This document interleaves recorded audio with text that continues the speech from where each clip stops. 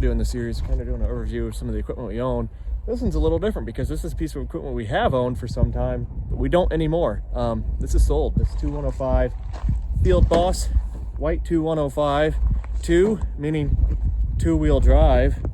And if it had a 4 on it, that would mean it's an articulated four-wheel drive, which they didn't have that in the 105. I think the smallest would be like a 4.1-150. I could be wrong, but you still had front wheel assist models, I think, in the 105 maybe. And then in the series that came after, there was front wheel assist models, but they were still the 2 series. Let's do a little walk around, check out this tractor before we load it up on the trailer. I'm gonna be delivering that to him tomorrow. And then you can see the Puma 140 that replaced this tractor. Pretty big upgrade. I don't know the year this was made. I'm guessing in the 70s. That tractor's a 2008, I think. So a little bit of upgrade. We're getting air conditioning. We're getting a power shift, full 18 speed. Just a lot of nice upgrades, radio, all these cool things. And this could have had air conditioning. Fun fact about this was an open station tractor from the factory that somebody put a cab on after the fact. These did come factory with cabs, but this specific model, I guess, did have cab factory options. You could have bought new with air conditioning and all that stuff, but this one wasn't sold that way. It wasn't spec'd that way. But somebody added the cab after the fact, but didn't add any of the air conditioning components or wire the cab in whatsoever other than the lights. So I guess this is what we're going to work with. I've had this tractor for about 5 years now, and it was actually sold at Meineke Sales and Service in Napoleon, Ohio. And that dealership has not been there. Oh shoot, I think it's a Burger King now. It has not been there for the better part of several decades. Longer than I've been alive, it's been gone. I've never known what it was, but I know stories from the older farmers in the area who tell me about it, and man, that would have been cool to have an Oliver dealer no more than 10 minutes away. Small things we've done to it was a alternator, water pump, fuel pump, and the fuel pump's leaking again. You can see my super nice handiwork trying to fix that. Let's look somewhere else. Did have a mechanical fuel pump on it like most diesels at the time. I believe this had the Perkins engine in it, but at some point somebody switched over to a 12-volt electric pump, and that started leaking, so I fixed it, put a new pump on by fixing it, and it leaked again. You know, cheap Chinese pumps nowadays, I guess. But yeah, water pump, alternator, fuel pump. It's one new front tire. I haven't replaced this one. It needs replaced, but we're selling it as is. Batteries have been replaced, but really minor things. I haven't really done anything other than that. Came factory, you know, with the dual speed PTO. You have 4 bolts you pull, shaft comes out, 1,000 goes in, and then there's a plunger here. You gotta, right there, you loosen up a jam nut, you pull that down or up, I can't remember which position, and then you're in the 1,000 gear. 2 remotes. I don't know if this had the option for 3. Spin out rims, plexiglass, not factory, obviously. It really sucks, it's getting fogged up.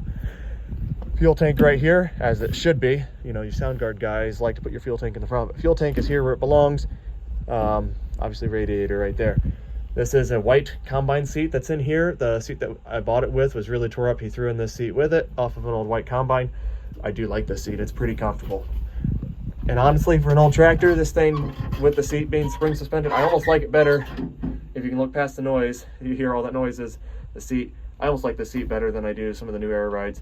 It just seems to be a smoother ride. Visibility from the cab is just phenomenal. These whites have been great about that, and I'm not saying the new ones are bad, but you throw in a loader on and a lot of that stuff seems to get in the way visibility wise.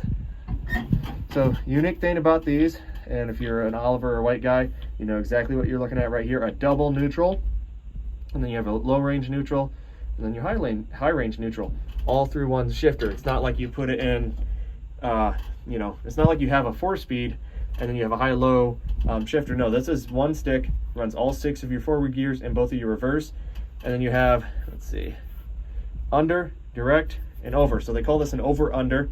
That'd be this inside one. So here we're all the way back. That's under, which I believe, and I might be quoting this wrong, is 15% below the speed on the gear.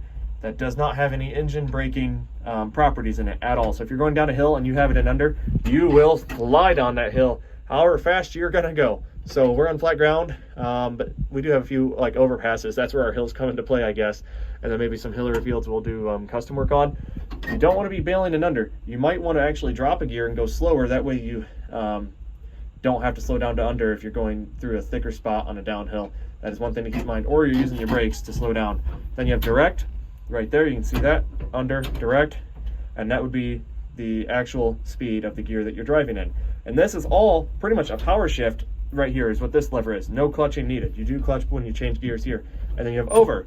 just like under, it is 15% faster than the gear you're in, and both over and direct have engine braking on them. So if you start going down a hill, it only go as fast as the RPMs or what the engine is driving the transmission at. So that's basically giving you a pretty nice wide range of gears. Throttle right here. Let's show you how that double neutral works. See, we're in neutral. I just pull back. Now we're in neutral again. Go forward, back in neutral, neutral. See, let's see if I can get it here. I don't know. Right there, that would put us in second.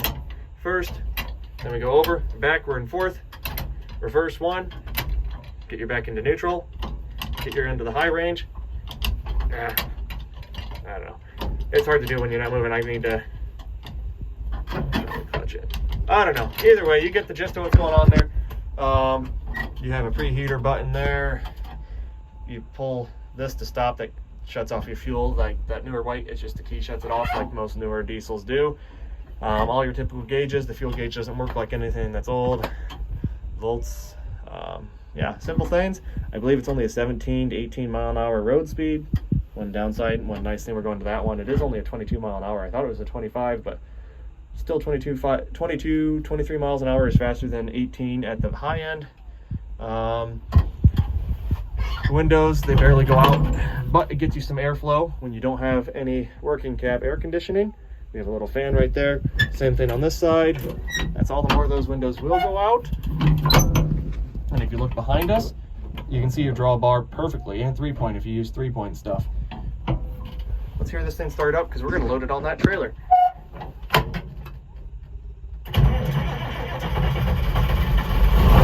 There we go. So yeah, it's going to be really sad seeing that white go. That tractor pretty much built this farm from the ground up. It started everything, custom round baling. It did all of our mowing, raking, small square baling the first year pretty much. We had Oliver 1750 and Super 77 we used a fair amount too, but most of the 105 built everything. But without having air conditioning and a slow road speed, and we're trying to keep growing this, and we have kids obviously we want to take along with us in the cabs. Having air conditioning and a cab that's safe for them is definitely a must. Thanks for watching. I'll throw some videos here and you can kind of watch it do some work.